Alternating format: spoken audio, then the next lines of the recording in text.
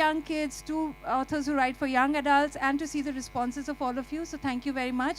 This next session is a really special one because this not only features authors, it also features young students like you who have been part of a project called the Collaboratory. It's a 2-month-long project where the students explored writing as a pair. What is it to write as a pair? How do you write together? And today what you'll see is the writing projects that they've developed in the process. Can I please request you guys to sit down, please? All chairs are equally comfortable or uncomfortable, believe me. Thank you. So the two authors who we've been lucky to work with are Sampurna Chattarji and Eurig Salisbury. They're both poets who are part of a India-Wales Poetry Connections project, and they have together been writing as a pair for many years, and it's been wonderful to have them here as mentors. I'll just introduce them briefly. Sampurna is a poet, novelist, translator, and children's author who writes in English. Her 14 books include her immensely popular book for children, The Fried Frog, and other funny, freaky, foodie, feisty poems. Her 2004 translation of Sukumar Ray's poetry and prose has been a Puffin classic since 2008 under the title Wordy Gurdy Boom. Her translation of the selected poems of Joy Goswami was shortlisted for the inaugural Kushwant Singh Memorial Prize for Poetry. As a participant of international translation workshops, she has worked with poets from Scotland, Ireland, Wales, France, Switzerland, Portugal, Holland, Iceland, and Estonia.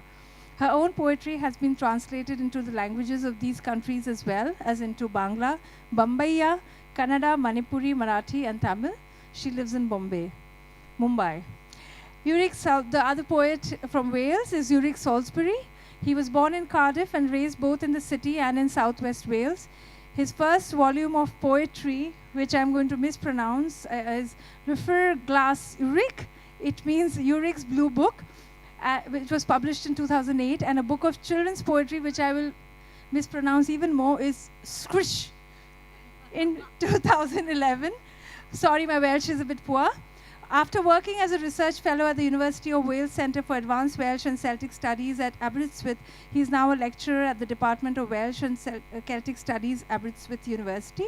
He was Bard Plant Cymru 2011-13, and that's a Welsh Children's Poet Laureate, and a Hay Festival International Fellow 2012-13. We are extremely privileged to have them here with us, and along with them there are also 7 young friends like you who will be presenting their work. May I please request them to come on the stage.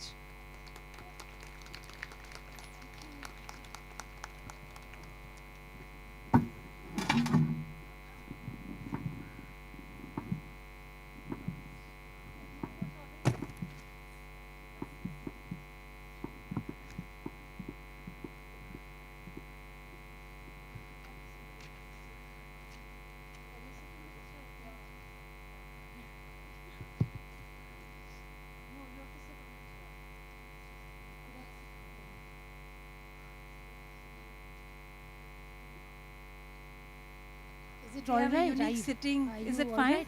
Yes. I think it's okay. Thank you, Ruchira, for that introduction. I'm Sampurna. This is Eurig. You've already got a sense of what we've been up to since October. The Collaboratory, we had 32 young people working with us. Eurig and I have known each other since 2011, and we worked over a variety of projects. Initially translation, then walking cities, and then now currently Poetry Connections, which involved coming to Kolkata for Eurig. But before that, we've been to each other's cities. So Eurig lives in Aberystwyth in Wales, I live in Mumbai. But recently we were in Kolkata in October last year, and we had this idea, why not introduce this idea of collaboration to young people like you? So 32 kids signed up for it, and these are the valiant warriors who have stayed the course and lasted to the very end, because what we asked of them was pretty intense. We of course shared our own personal experiences of how we work together without killing each other, and we had a very, very intense 2-hour session in October where we explored some of the possibilities, like what would we actually collaborate about. And one thing that we have successfully done is look at each other's home cities in the presence of a person from elsewhere. So we asked them to do the same. Now, since everybody lives in Kolkata, it was essentially a case of swapping neighborhoods. So if I lived in Behala and you lived in Jadavpur, I would visit Behala, and or vice versa, whatever it was. So they did, that was the first part of the project, which they would do after we went away. So this was really like homework. So you will hear a bit of that. And the second part of the Poetry Connections project, that 10 poets, we are one pair among 5 pairs, and our books will soon be available. They're going to be launched at the Jaipur Literature Festival. This is our book, Elsewhere, Where Else. There are 4 other books like this. And what we wanted to do today is, because part of the thing that we poets were asked to look at was this whole idea of independence. It is the 70th year of Indian independence. It's the UK-India year of culture. And we were asked as poets investigating the relationship between our 2 countries to look at our poetry or the language we use in the context of independence. So that was the second part of the project, that we asked our co-conspirators to consider. Yeah, so you will be hearing glimpses from both projects. Some of them will, there are 2 pairs, and the others will read as singletons. Eurig, do you want to add something? Just to thank you very much to Think Arts and everybody at the Den for everything. The staff have been brilliant, and thank you to the children as well. Oh, I say children, actually, you're young adults, you're young people. So yeah, one of the great things for me personally about this project was the fact that I got to come here in October for the first leg, and got to come back afterwards as well, and in the meantime got to read your work. So that was great, because usually at a creative workshop back home in Wales, I would usually just go into a school and be with the children for about an hour maybe, and I would really never see them again, probably. But to come back here and to work on an extended project was a lot of fun, and I have really enjoyed reading your work, and I'm looking forward to hearing it being read out as well. And maybe this may be the first time that you'll be reading in front of a pretty large audience. I remember the first time that I read my poetry in front of a large audience, and I was pretty bad. I was pretty awful, to be honest. You will not be.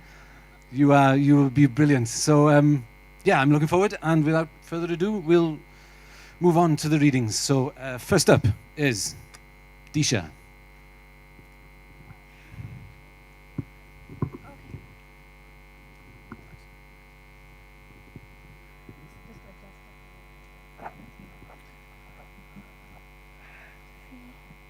What is independence? Each finds a different answer to this question. For us children, it is when we can do anything, absolutely anything, without our parents holding us back.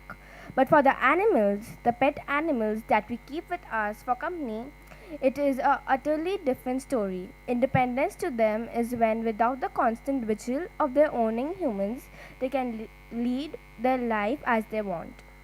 The fish looks at the ocean that is confined within the 4 cruel glass walls. Is it even fit to be called an ocean?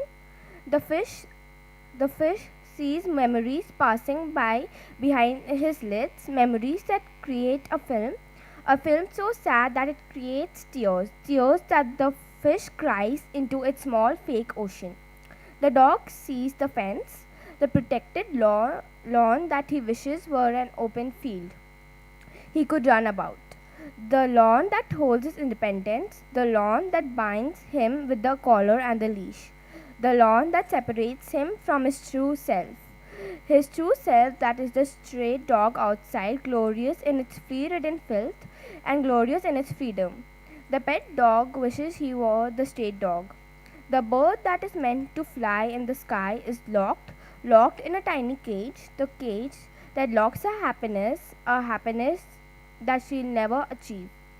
She longs to fly high, so high, soar above everything, the trees, the lakes, but her beautiful dreams get squashed within the manacles and the bars of the cage, within her tears.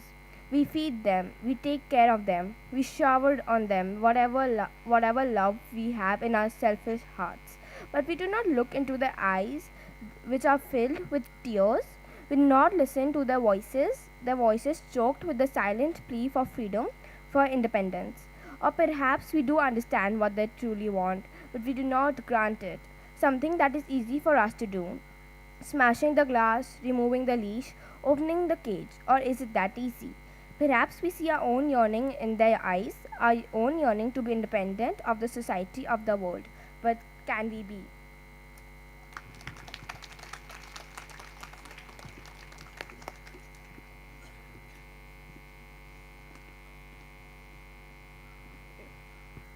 Okay, my view on independence. First of all, the definition of independence from my point of view is when you're free and can live life to its full potential. If I was alive during the British Raj or the time when the British ruled over my country, India, I would be stopped from walking on a particular road or from entering an AC restaurant just because I'm an Indian. Even though it was my own country, we owe this free and happy life of ours to the brave men and women who dedicated their lives to free our country from the Britishers. Perhaps independence is craved by many like a tiger in a local zoo, or a convict sentenced to prison, or even by a man trapped in his mundane life. Can independence be seen from different perspectives? Yes, maybe it is possible. An animal trapped in an enclosure might be wondering if we are the creatures who are trapped in an enclosure. Though it is great to be independent, but we have to understand that our true independence depends upon the independence of others. Thank you. So that was Siddhant, and now we have Orshia reading her piece on independence.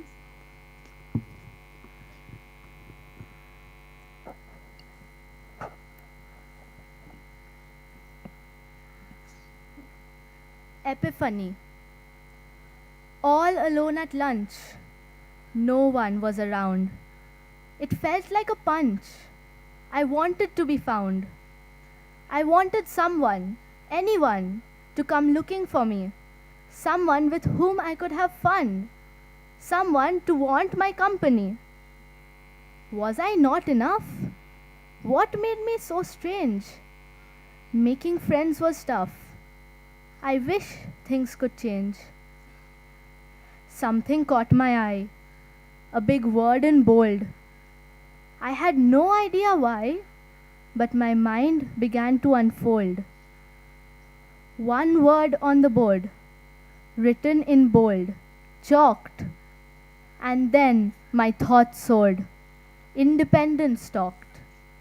The thought of the day, independence it was, gave me something to say and freed my heart from loss. You are free, the word said. You are your own person. Finally, my shackles were shed. My fears were all gone. And I sat there, all alone, with newfound confidence. My need for company was done. I was independent. Thank you. Now we have Nikita also with her piece on independence. It's very nice to see that some of you chose prose and some of you chose poetry. We didn't tell you to write one or the other, and I'm loving the fact that there's both. For someone to be made entirely out of their ideas and opinions is one of my definitions of independence. It may also refer to confidence, confidence to stand tall in the shadows, confidence to listen to the whispers from unknown sources, confidence to reach into the bottomless depths of the mind. Though, despite having found a few definitions about independence, at the same time, it feels as if it is impossible to do so, as if it's not meant to be defined at all, but to be relished as a feeling. Or maybe it's not a feeling, but an abstract sensation. Every time I try to find a firm idea of independence, I ultimately doubt it. All of my theories have been discarded. I have long since given up. I think letting doubt into the landscape of your writing about concepts is essential. Thank you for that. Navika will be reading 2 pieces on independence. The first is the one that she wrote. The second is the one that her partner, Antara, wrote. A typical response to a question of one's prime desires. A typical response to a question of one's prime desires would be wealth, fame, knowledge, or perhaps love. An analysis of the response would point towards the underlying desire to be independent. Independence is being able to shape your life with regard to personal priorities rather than external constraints or pressure. Everyone wants that, don't they? Freedom to me is a very important aspect in my life. I'm always debating with my parents about how they don't let me make my own decisions and how there are too many constraints. Everyone is unique and have different vocations. Thus, I believe that it is mandatory to give them a certain amount of independence to build up their character. I believe being independent makes a person confident and responsible. The same is also true in reverse. They learn how to claim the success as well as deal with the loss. Independence comes genetically encoded in our genes, be it the fledglings flying off there from the nest, or a leopard cub setting off on its own after it learns its basic hunting skills from its parents. Society and political restrictions imposed on individuals have always been at divergence with the basic human instinct of pursuing their own passions and dictating their own actions. Independence is a funny word. We love independent choices, but independent of what? I think about it, I begin to realize something scary. I begin to realize that almost none of the decisions I make in independence I reveal are truly independent at all. They're all based on and around what is expected of me. What is expected of me. I begin all the expectations are hardwired into how I think about things. So when do I think independently? Choose independently? Is it when I decide to read Philip Pullman instead of Patrick Ness? I don't know. Maybe. What other person could that possibly depend on? And this is where my overthinking puts me into a bit of a spot. In the midst of my wandering thoughts, I begin to think of myself as the end result of hundreds and thousands of circumstances that I have no control over, the result of the influence of every person I've interacted with. So I decide that nothing I decide is independent of all these people. With someone else that had every experience that I have had to write down this very piece, be the same as me, react to the things the way I do, have the same thoughts as me. Thinking about this confuses me to a great deal, and I'm utterly befuddled because I'm almost unable to understand some of my own thoughts, which makes me articulating them just that much more challenging. From thinking about independence in my daily actions, I have been carried to thinking about my independence in my existence. I'm quite certain that this is going to follow me in my thoughts for quite a while. Meanwhile, I suppose I shall take comfort in deciding what to wear, what to eat, and where to go, while trying to avoid thinking about who or what it is that has resulted in me. Thank you. Thank you. So now we shift to the second segment, which is about the neighborhood. And to open that, we have Orshia.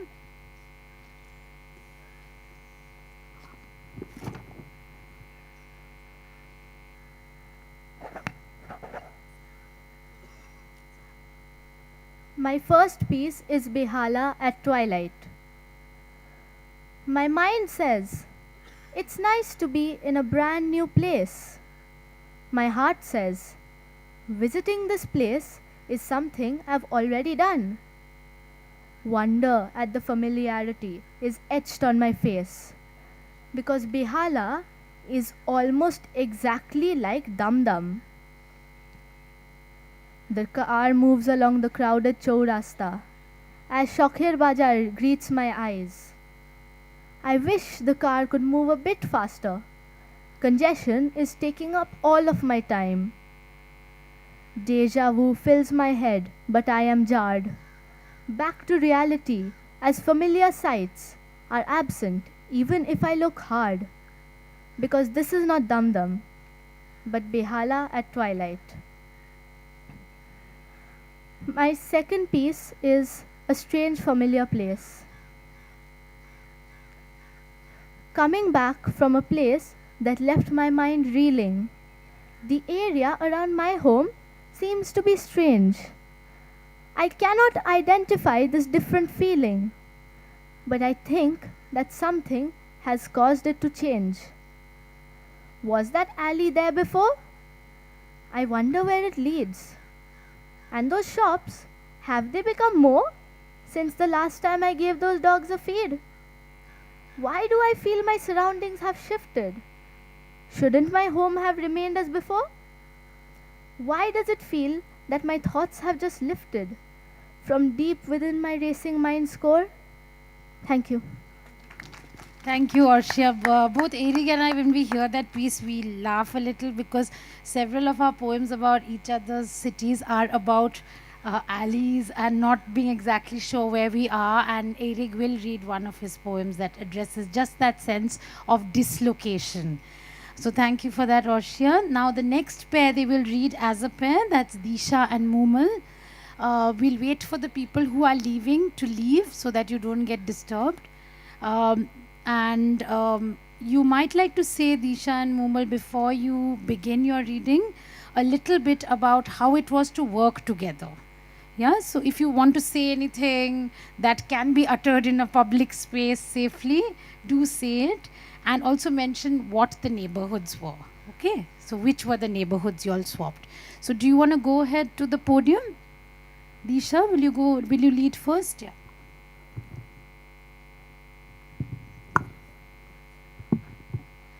The first piece I shall read out is about Momal's neighborhood. Now Momal's neighborhood is Potala. Visiting Momal's neighborhood was an exciting and beautiful journey. I went to her neighborhood straight from school. She lived in a parchment-colored building. She lived on the 3rd floor. She first showed me the riverside where her puppies gave birth to a litter of cute puppies. She also showed me the pond at the back of her house, which was a home to a number of fishes and birds. The pond was surrounded with trees, making it a perfect spot for a picnic. She even showed me the area where she and her friends became adventurers and explored the debris. Next, she showed me the street where she played badminton with her friends. This street was filled with tall trees. There were many small and hut-like shops in the slum. We ate food in a Chinese restaurant called Greenland China. After eating lunch, we went to see the cats living under her house. Momal expressed her wish to live in a nearby bungalow just because a Labrador lived there. Soon the day was over and I had to go back to my own neighborhood.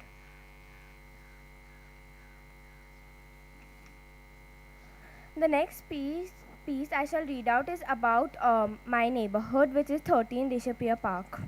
The stranger walked on the streets. It was night time and a cold wind was blowing. The stranger wrapped the shawl tighter around herself. The stranger was me. The buildings were tall and there were crayon scribblings on them, most probably by the children. The stray dogs looked up, their eyes burning with unjustified hatred. I walked to the end of the street. The house on the right was blood red in color. The house had a terrifying aurora around it, as if a ghost will come out of it to scare the bystanders. I entered South, a restaurant famous for its fried chicken.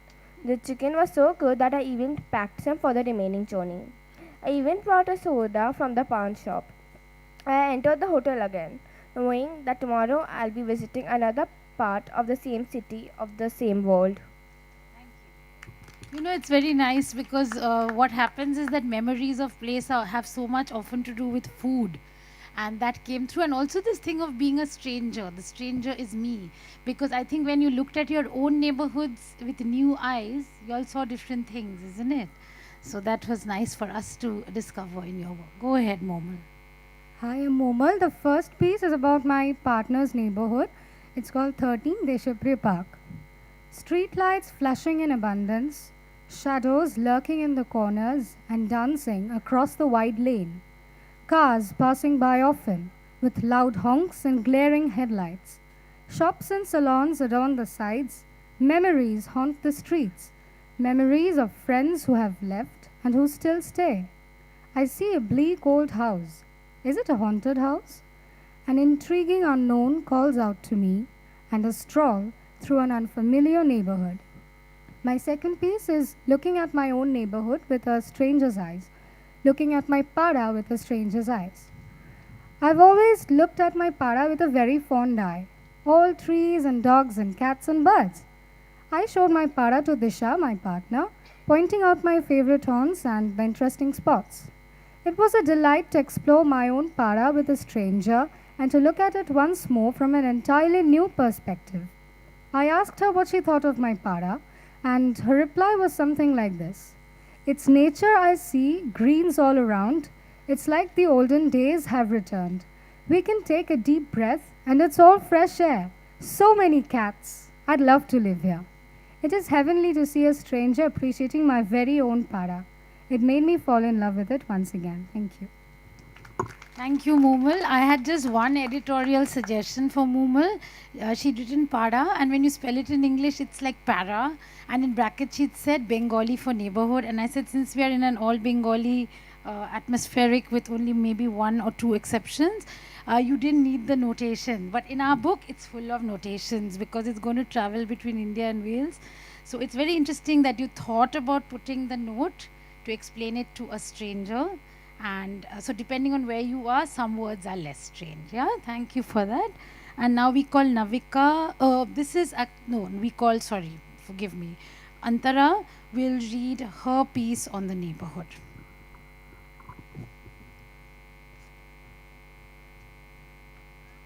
So these are the pieces I wrote after I went with Navika, my partner, to her neighborhood, and then we came back to mine. So this first one is called The Little Bits of Human. I stand outside Baliganj Maidan camp, waiting, my earphones in, and look at the neatly ordered row of plants. A truck rolls out of the gates.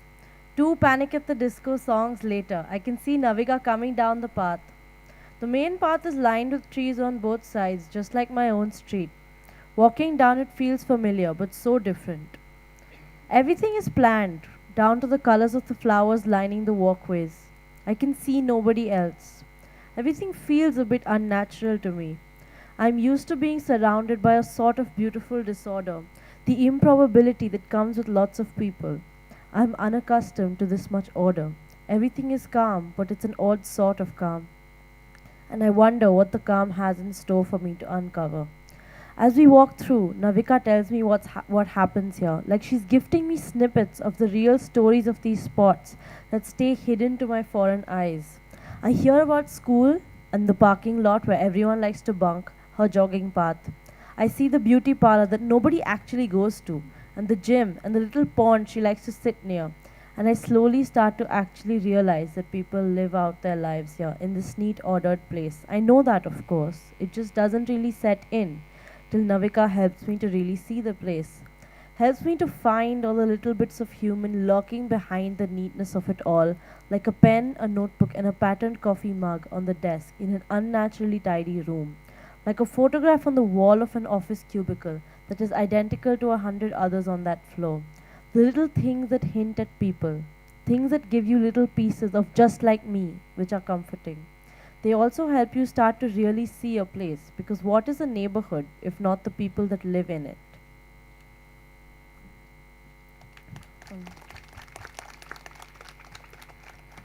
This next one is what I wrote when I came back after showed Navika around. We step out of the car and it strikes me almost immediately how much is going on. I realize that I know without even looking that the man in the little shack a few steps away from my building, is almost certainly making someone a roll or noodles. That the water truck from the municipal corporation standing there on the road means that those little boys and girls will be waiting to fill up water, some in tubs that are almost bigger than themselves. That there is a circle of friends standing and chatting on the other side of the road, and Miran Kaku will go join them as soon as he parks the car. I realize that these are things I experience every day and have come to expect to see without even knowing that I expect them. Suddenly now, when I am here to show Navika around, I notice things that I usually take for granted. When I take her through the gap in the blue and white fence and outside the lakes, I notice the people playing football instead of my mind dismissing them as an everyday part of the scenery. I notice the artists sitting under a tree sketching away intently. I notice the squirrels scampering up and down the trees and the cormorants on the lake. I notice that tree hanging over the lake and the bench nearby where I sometimes sit to stare out at the water. I notice the people doing yoga, the group of ladies with their mats spread out on the ground, and the man selling chaat. We come out of the lakes and we're walking around, and I look at the buildings that I've seen so many times while walking to a cafe or to meet a friend. We walk past Lake Kalibari, and I peer through the glass behind which there are sweets. I pat the dog that is often on the footpath in front of the Birla Academy of Art and Culture. I realize while introducing Navika to the place where I live, the sheer amount of life there is everywhere. The absence of lively buds of people living out their own lives, that feeling of something being missing that I experience when Navika lives, made me understand how familiar and comforting it is to me. Thank you. Thank you, Antara. There's a piece that we both enjoyed very much. It's by Chitranjana, who unfortunately could not be here. So Eurig and I have taken it upon ourselves to read the two parts of the bit she submitted on the neighborhood. Her name is Chitranjana Bandyopadhyay, and I'm going to read the first poem from this pair poem. Labyrinth, E.E. Block, Mine. I live in a limitless land. There are mosquitoes and angry men in checkered cotton towels. There are ruminating thoughts that fester in between the rusted cable boxes. And there is a less than fragrant, less than wanted canal that runs parallel to me. I live in a ludicrous land. There are thistles and thorns and an occasional mustard seed you'd find on a plate. There are wise men and wiser crows who have seen it all. I live in a linguistic land. You can hear broken Bengali and broken hearts along the staircases. You can also hear broken families becoming whole again. I live in a labyrinthesque land. You need to know the specifics. There are twists and turns and you'll get lost, but you'll also get found. Now, isn't that the dream?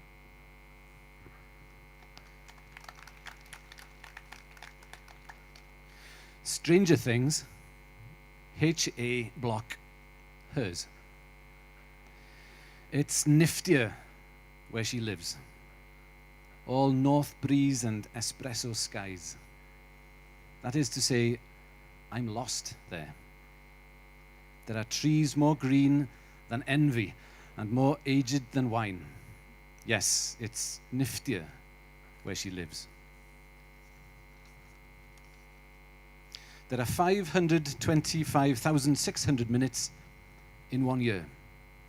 Time slows down there. There, walking along the potholed paving, I was the most foreign creature the pigeons had ever seen. They looked at me, funny, frightened. I was a threat, unwanted. It's strange where she lives. The houses have 2 floors, with a garden attached. One grew roses, the other weeds. Yes, it's strange where she lives. It's calm where she lives. Not a sound of a drill or a street vendor announcing his arrival. It's as if there is a price for a voice to pay, a costly one.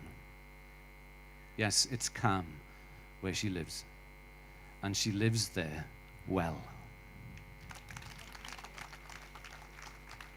So what we're going to do now is we will end with a little set of our own, just as a wind up to the entire session. We will concentrate on the swapping neighborhoods thing because that's the thing that links all of us. And I'll ask Eurig to begin. So while I'll read a poem I wrote in response to my visit to Kolkata back in October. And while Sampurna was undoubtedly a brilliant tour guide to the city, it almost became a tour of regrets at one point, because almost every day Sampurna would say something similar to, I should have taken you there instead of this place. To the point where I thought, well, wow, there was probably another me somewhere and another Sampurna in a parallel world who went to totally different places. So this poem began with that line. So, is this the place where we would meet? Is this the place where we would meet? Or is it down some other street? Another city, maybe? No? It shifts again beneath our feet. It's where the fortune tellers go, where beer sellers wait below the underpass, and butchers too. We sat a while and did not know. It's on the way that takes you to the cemetery or the zoo, or for a better drink, denied. It's there I should have taken you. This way or that, my sighing guide. It's in your choosing I abide. For every place where we would meet, there stands another one beside. Thank you. And this is, of course, the first public reading ever from this book, because it isn't even officially out. So it's lovely to hear that. I'm going to read a poem that I wrote while living in Eurig's hometown, which is Aberystwyth in Wales, where he took me to a series of places. This one came from the Ceredigion Museum, which Eurig had not entered for many years, ever since he lived there. So this is also what happens. I never went to the South Park Street Cemetery till Eurig came along to Kolkata. So this one's called Casket. In the picture house, the show runs empty. The black kettle sings. The soot blackens. In a thick glass bottle, the tincture of asafoetida evaporates towards my glancing hands. The first prize mill awaits deafening applause. In the ancient forge, a giant bellows mute beside the anvil. The cattle have been gagged. The story of my life in 5 objects: greater, comic book, school stories, children's book of the world, opening to Calcutta, pipes with faces not at all wild. In a glass box, an entire skeleton lovingly laid back for eternity. Dead soldier with mouth infection and broken jaw. No ushers, ticket checkers, popcorn. No substitute for air. You haven't smiled for a year now. Mae hiraeth yn y môr ar mynydd maith. I am stealing pictures from the caskets, hoping to build a trove where no one else will come. So this was the poem that I wrote after going to this museum, which had a lot of exhibits on rural Wales, which were fascinating to me, being a city girl. So the next poem will be about Aberystwyth. So we'll stay in Aberystwyth. Now, I'll read a poem in Welsh so you can hear some Welsh. You just saw or heard a line in Welsh. Sampurna can actually say that line pretty well, to be honest. So this is a poem about Aberystwyth, the town where I live, on the coast in mid Wales, and it is both a university town and a holiday town, seaside resort. So at the same time, you have a bunch of young people, students, that basically double the population of the town every year, and you also have old people coming to Aberystwyth to retire. So I found myself a few years ago, well, many years ago by now, straight after graduating, staying in Aberystwyth and being stuck in the middle between being a student and, well, being old. I wasn't sure what the town had to offer for me. Aberystwyth. I rai mae'r prom a'r pared. Rhai yr arafu. Rhai yr yfed. I rai yr hanes. Rhai yr hunon a'r llew du. Eraill y don. Nid yw aber ond dibyn. Ni fferir iau, ni ffyr hun. Ond, o'r ochr edrychaf. Ni ein dau, a hithau'n haf. Thank you, Eurig. What he didn't tell you is the real reason why he stayed in Aberystwyth. Is it all right if I tell them? Because the reason he stayed in Aberystwyth, despite not being a geriatric or a student anymore, is because of the girl he fell in love with and married. And the poem, which you will realize when you see it in the book, is an acrostic poem. Do you know what that is? Where the first letters of the line make the name, and his wife's name is Rhiannon. So if you look at it on the page, you can see that it's secretly dedicated to the reason he stayed on in Aberystwyth. I translated it into Bangla. Normally I translate from Bangla into English, so Shukumar Rai, Joy Goswami, all of that I've translated into English. But here I am doing these wild experiments translating from Welsh into Bangla. I don't have the acrostic in it. This is a loss. But here's the poem for you, mostly Bengali speakers here in this audience. Aberystwyth. Karor parade R prom, কারোর ক্লেওডি আর ডন, কারোর ইতিহাস, কারো আবহাওয়া, কারোর মাতলামি, কারো থেমে যাওয়া, কিছুই না আবের, শুধু খাড়া, বাচ্চা আর বৃদ্ধদের পাড়া। বাচ্চারা টেকে না, বৃদ্ধরা পালায় না, আমরা দুজন তাও কিনারে দাঁড়িয়ে, বসন্তের দিকে হাত বাড়িয়ে।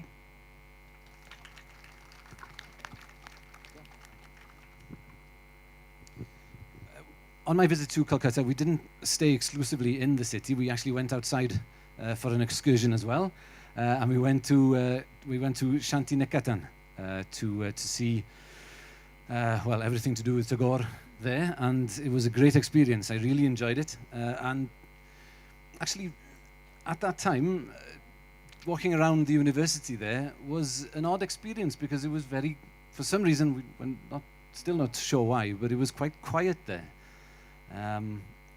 Of course, I work at an university in Aberystwyth, and I know how busy universities usually are, and it was basically an odd experience. Yeah, maybe it was a holiday. That's true. Yes. So this poem is about that, and what we eventually found as well, which was, well, students doing what you would expect students to be doing, I suppose, working and not really worrying about anything else but themselves and the work. So, so Shantiniketan. The ruddy lanes and regular footpaths were curiously still as an English garden.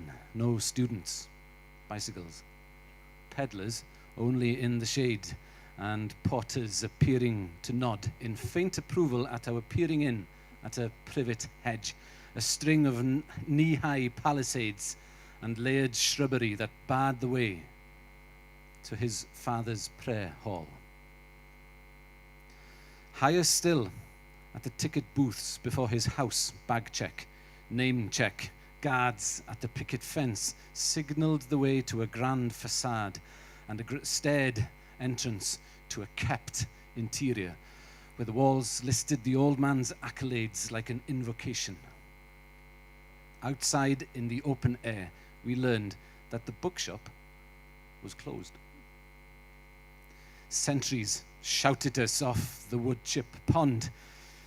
Leaving the sculptures stranded, we found one of Ramkinkar's dancers still smiling in defiance nearby, daring the guards to catch up. Students' imitations peppered the empty campus, capsized hulls in a silent sea, grown long with abstraction. Adrift, we chanced, startled, upon a gang of art students ripping up the air with a chainsaw. So that was Shantiniketan, and because we are on the subject of poets, because obviously as poets it was important we make this pilgrimage to Shantiniketan because of Tagore. And when I was in, I don't know how many of you know this, but in Wales poets are the thing. Okay, poets are rock stars, poets are loved above all. And I had the pleasure of witnessing this grand ceremony at their national festival, the Ested Ward, where the poet who wins that year's great prize is crowned, and it really makes you think, my God, they got something right. They put the poets first. And there's a particular story behind the poem that I'm going to read. We're going to end with that. It's about this person who invented this entire ceremonial ritual of the poets. Okay, so yeah, his name was Iolo Morganwg, and he was a difficult character. He was high on drugs very often, but at the same time, he was a brilliant poet, and he devised many things, including this ritual, this idea of the Gorsedd of the Bards, the Gorsedd y Beirdd, which is basically a club for poets, and he devised this, but he said that it was based on a centuries-old tradition about druids in Wales, and people believed him for a long time. And it's only quite recently that people actually said, "Hang on, this isn't quite as old as he said it was." But it doesn't matter, because what he did was he gave Wales a national stage at a point in its history when we had nothing of similar to it. And also, wherever the Ested Ward goes, there's a circle of stones, and in Aberystwyth there is one. So this poem came out of my visit to that circle of stones, and because Eurig, for some obscure reason, thinks I can't write in rhyme, here's a song in rhyme. In the alphabet of bards, C is for season. Think water, think fruit, a ripening reason, to etch on a rock a small grey rune, to plant a seed and be killed for treason. One man's curse is another man's boon. I see it now, not a minute too soon, that everything that ever came to pass is here, still here, on this day in June. Around my feet, under daisies and grass, in a circle of stone, a gathering mass of young and old come to be sworn. As they drink the light and raise their glass, to the wide open blue, a sacrament drawn like an oath to the sky, a feeling reborn. This is mine, these my words, and here I belong. Take my life, not my love, for this land that is gone. Call it back through the spell of the song. Learn the rhyme, sing it true, keep it strong. Here is the promise we make to each other. The seal of the bards will heal every wrong. Who was the forger? Who his opium brother? Where did he learn the skill of a mother to bear each pain as if it were just another child of his heart, entwined and unother? So perhaps there's good advice there. Learn the rhyme, keep it true and keep it strong. Thank you very much. Do we have time? Does anybody in the audience have any questions for the young authors? I'm sure they would be very happy to answer them. And a mic is circulating, so maybe 5 minutes for questions, if any, or observations. Just put up your hand and the mic will come to you.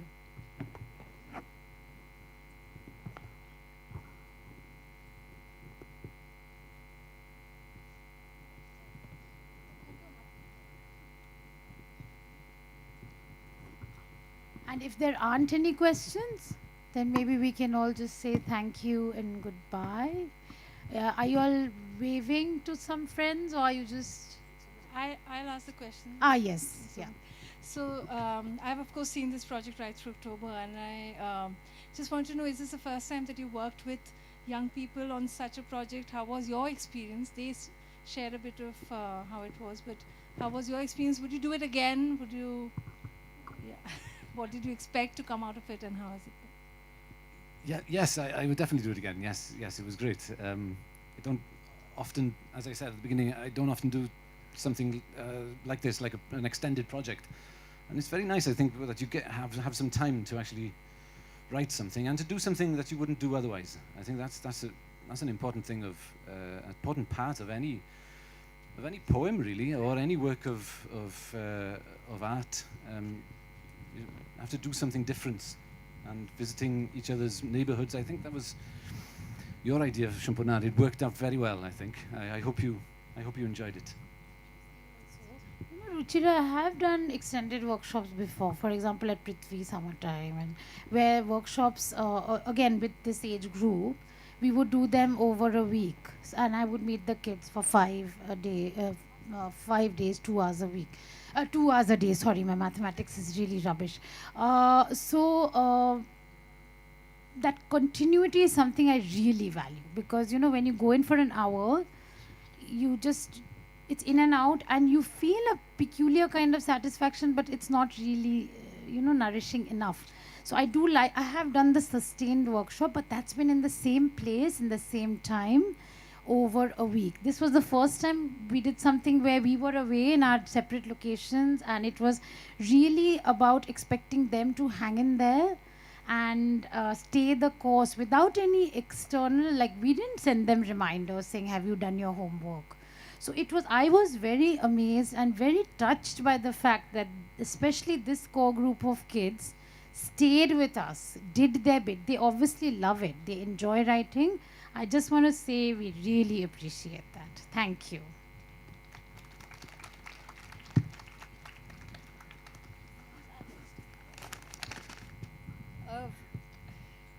First of all, I'd like to say that I really enjoyed what you wrote. I'm really impressed. And it really touched me.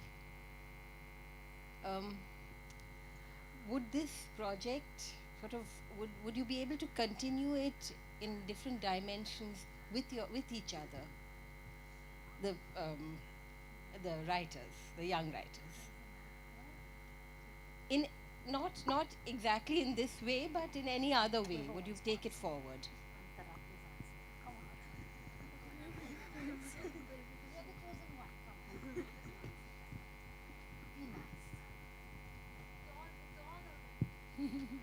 They are now overcome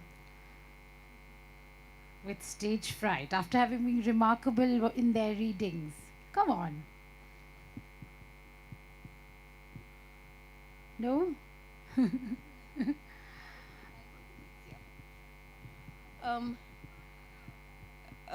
Would this partnership continue and bring other friends in, so that it doesn't dissolve after this? Would it be possible? Would it happen in some context?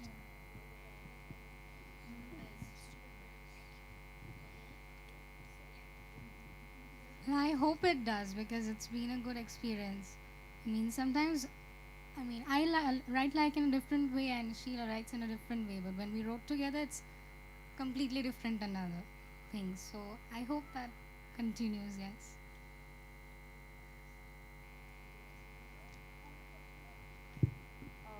I guess what the best thing about writing with her was how what she wrote made me stumble upon ideas and things that never have occurred to me before. So, it's very stimulating to work with somebody else. So I guess that is something I do look forward to having again. So. And I think some of these works will be put up somewhere, won't they, Ruchira? So some of what you heard, and some of which was submitted to us in written form. There's some very interesting excursions by one girl who went all the way to Shialda. And she's written it in a very interesting way, because you can be in the city and never go to a particular part, and she writes about going to Shialda, and it's marvelous. It's an adventure happening in your own homeland. So I hope some of this will be available online. Yes, this will be available. There'll be a blog about the collaboratory and all the work that has come out of it. And I know the people we have here on stage are saying right now that they're not sure, but I'm quite sure this will go forward. And together with different pairs on their own, we wish you good luck. It'll also be on our ThinkArts website. And you can find details about the blog there, www.thinkarts.co.in. So please visit it and be inspired. And if you feel like writing in yourselves, we are happy to see what you come up with. I hope this session has inspired some of you. Maybe this could well. inspire a new revolution. I think where we have a question there, Sampurna and Eurig, if you... You know, it's like if any of you suddenly feel like collaborating with your friend and want to send in, feel free, because the collaboratory could be an open resource which attracts all kinds of experiments. Ma'am, do you think writing as a hobby or a profession? For me, it's clearly my profession, but I would hesitate to use the cold word profession. I used to once have a profession. I used to work in advertising as a copywriter, and I quit that to write. So writing is very essential to my selfhood. Without it, I would not exist in exactly the same way I do right now. Yeah.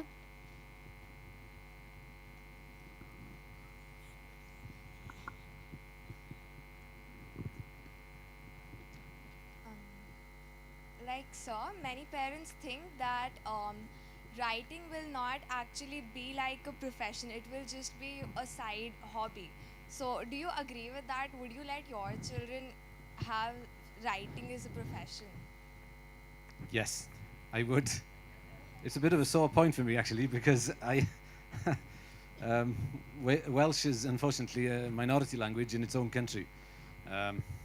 So at the moment, I don't see a way forward in terms of being a professional poet, which is very annoying for me, because in my work, from a day-to-day work as a lecturer, I study medieval Welsh poetry, and poets in the Middle Ages in Wales were professional poets who could sustain themselves, you know, by being poets, and they had the time then and the resources to write brilliant stuff.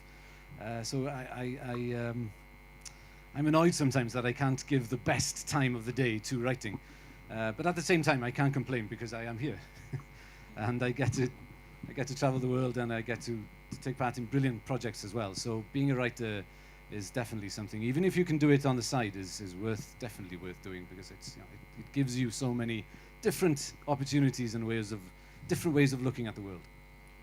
Thank you, sir.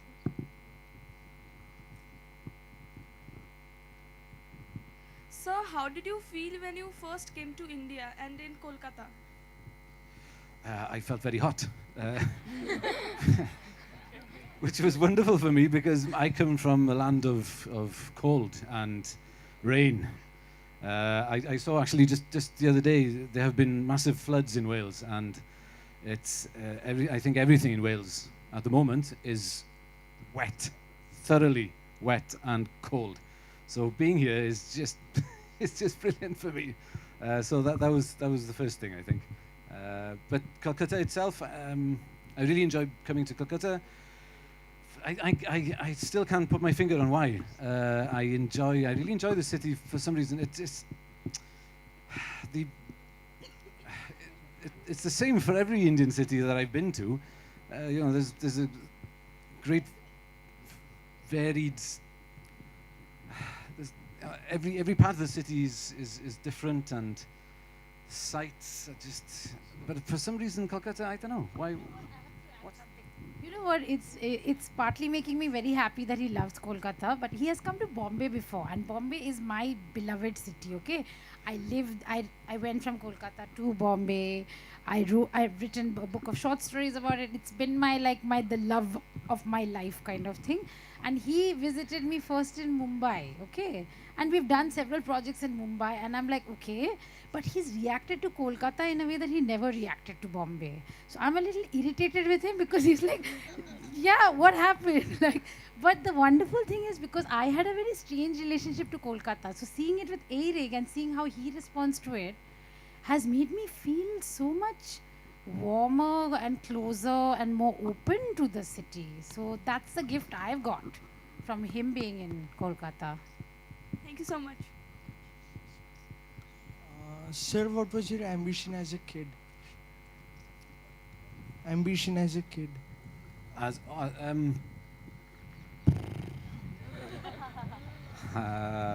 did I want to do? Yeah, I wanted to be a footballer maybe. I liked playing football, and that didn't work out. What else did I want to do? I wanted to be an actor. I really liked Steven Spielberg's films, and I was waiting for him to call me up, but that never happened either. I'm sorry, I'll just ask one last question once again. Though I have followed the project, I haven't really had a chance to talk to the kids, not kids, young people. So this is a question for all of you. How difficult was it to find time? Because I know how stressed your times are. You have to be with your friends, and you have to do a whole lot of homework, you have to do work at school. And we must say there was one participant here who was abroad when we were having a meeting, and she was so keen to be a part of it that she actually joined us on Skype for that session. So that was wonderful to see that kind of dedication that even Sampurna mentioned, that you really stayed on. It's not easy to find, to make time out to sit and write. But how easy or difficult was it, and how do you think it's a part of your daily or regular life, and how do you make time for it amidst everything else? It wasn't very easy to find time, and I had to work on the deadline to finish my projects.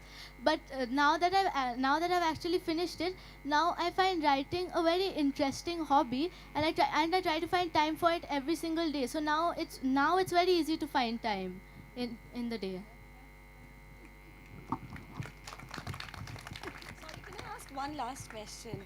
Because I know it's intimidating sometimes sitting in front of poets and writers, and even budding ones, because some of you were so good, I feel hesitant to even use that word budding.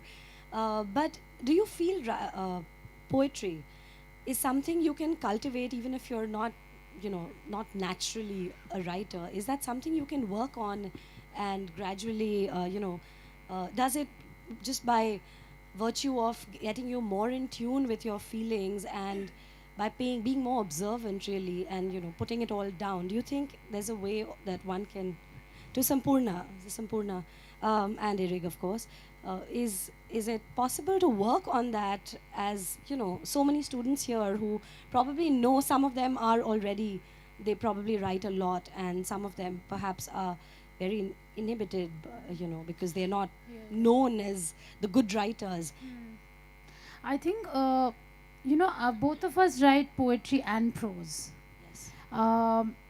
And we do them for different reasons. They give us different sets of satisfaction. What I really felt very delighted about, because we never set a mandate that you have to write a poem, because I've noticed is I do a lot of poetry workshops with children. I talk about, I take my book into like vast auditoriums of children, and maybe 5 people actually like poetry.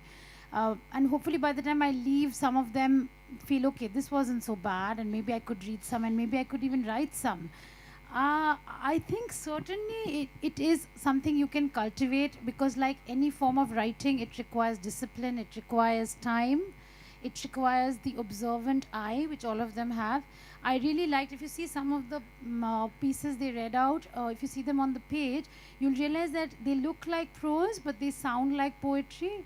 So that's another thing that could happen. Some of them were accumulations of fragments rather than entire story narrative.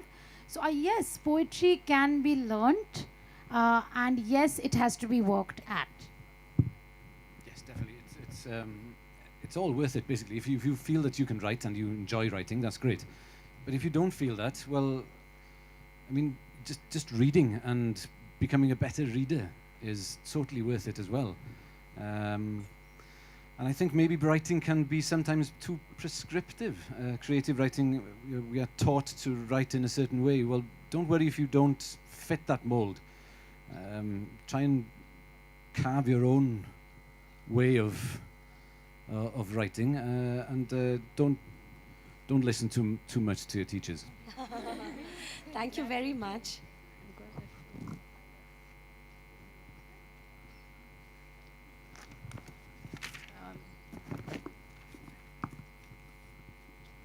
So thank you Sampurna and Eurig and all of you participants for this wonderful session. I think we all learned a thing or two, yes? So we look forward to having your pieces to us as well. Yes? Thank you so much, Sampurna.